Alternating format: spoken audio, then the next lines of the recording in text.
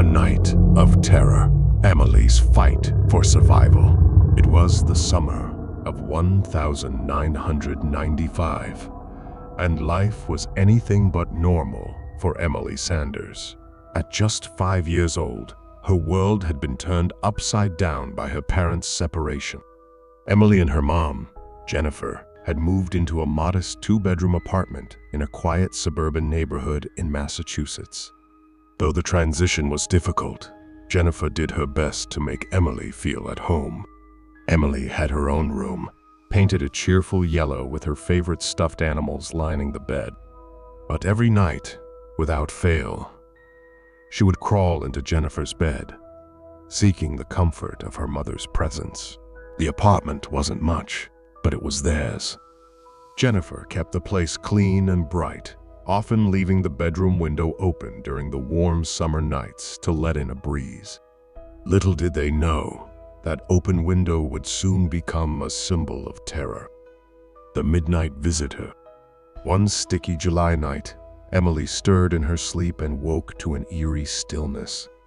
The only sound was the faint chirping of crickets outside.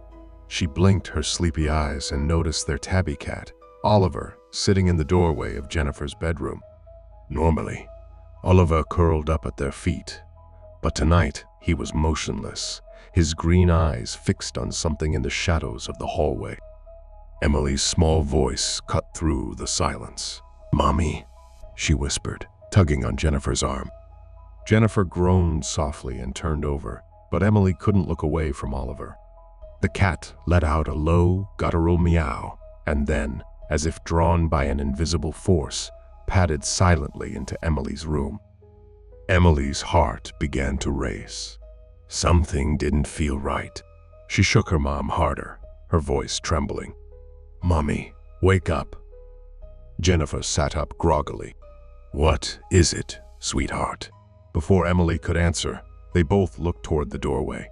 Standing there, barely illuminated by the moonlight streaming through the window, was the silhouette of a man. He was tall, with broad shoulders, and his head tilted slightly as if he were watching them. Jennifer's breath caught in her throat. Time seemed to stand still as mother and daughter stared at the figure. Then, in one swift motion, Jennifer grabbed Emily, yanked the screen from the open window above the bed, and pushed her daughter outside. "Run!" Jennifer yelled as Emily landed with a thud on the grass below. Jennifer climbed out right after her, adrenaline propelling her body. She grabbed Emily's hand, and they sprinted toward the neighboring apartment building, screaming for help. Lights flickered on in nearby windows, and soon the police were called. A disturbing discovery. When the officers arrived, they conducted a thorough search of the apartment. There were no signs of forced entry. The only clue was that the front door was unlocked.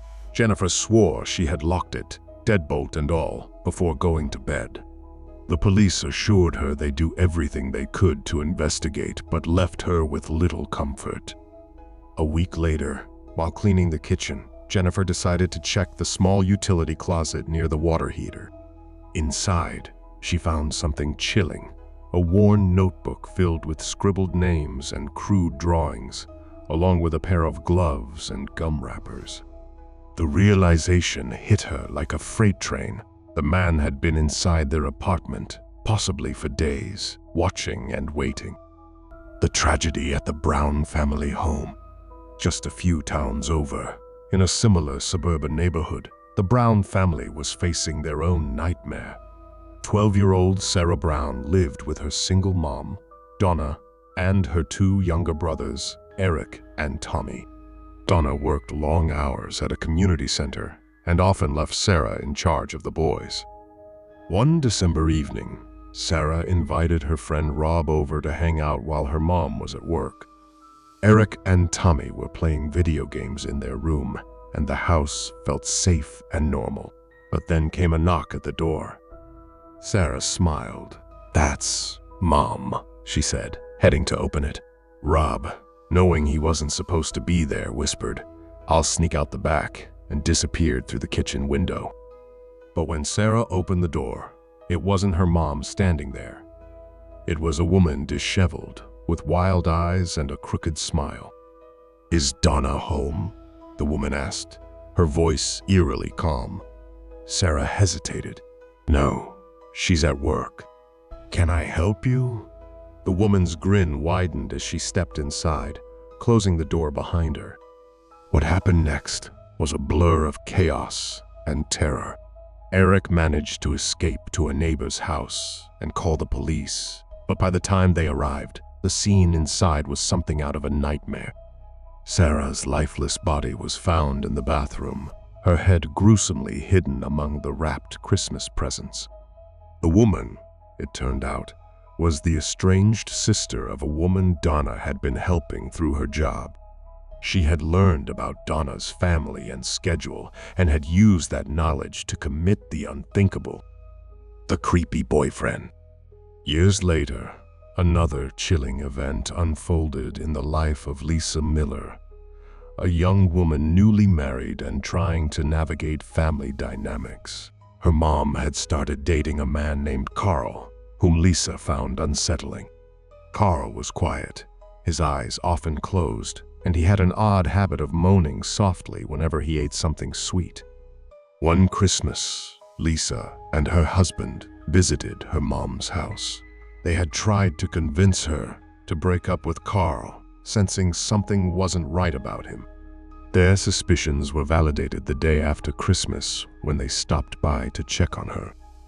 They found blood oozing from the refrigerator's water dispenser. Panic consumed them as they opened the freezer, expecting the worst. Thankfully, it was only a bag of cherries that had leaked and melted. But the relief was short-lived. Lisa's mom eventually broke things off with Carl, but weeks later, he was arrested for stalking another woman. Who knows what could have happened if Lisa's mom had stayed with him?